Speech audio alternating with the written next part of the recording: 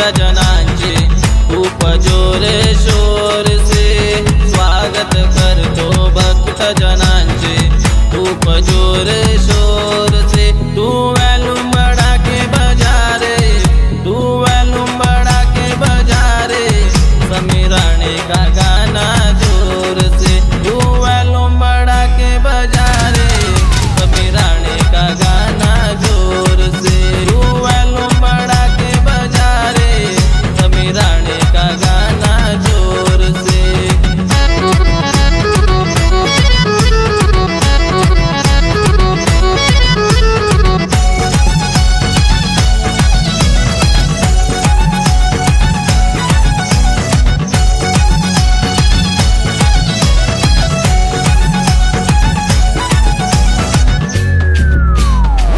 देवा तुझ्या आगमनासाठी व्याकुळ झाली सारी धरती।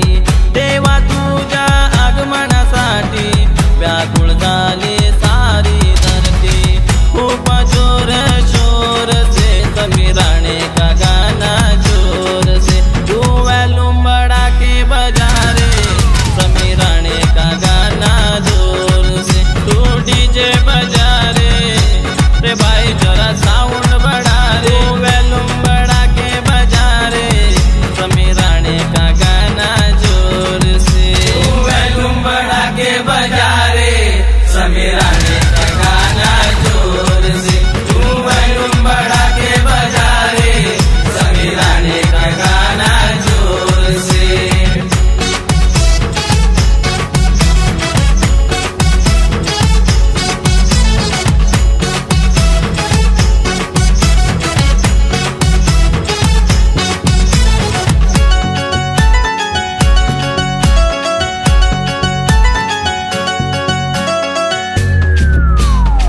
सुख दुःखात असूनही सारे देवाच्या भक्तीत मग्न झाले सारे।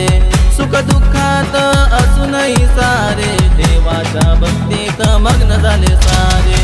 खूप जोर शोर से समीर राणे का गाना जोर से। तू वॉल्यूम बढ़ा के बजा रे, समीर राणे का गाना जोर से। तू डीजे बजा रे भाई जरा साउंड बढ़ा रे, वॉल्यूम बढ़ा के बजा रे, समीर राणे का गाना जोर से। वॉल्यूम बढ़ा के बजा रे, समीर राणे का गाना जोर से। तू वॉल्यूम बढ़ा के बजा रे, समीर राणे का गाना जोर से।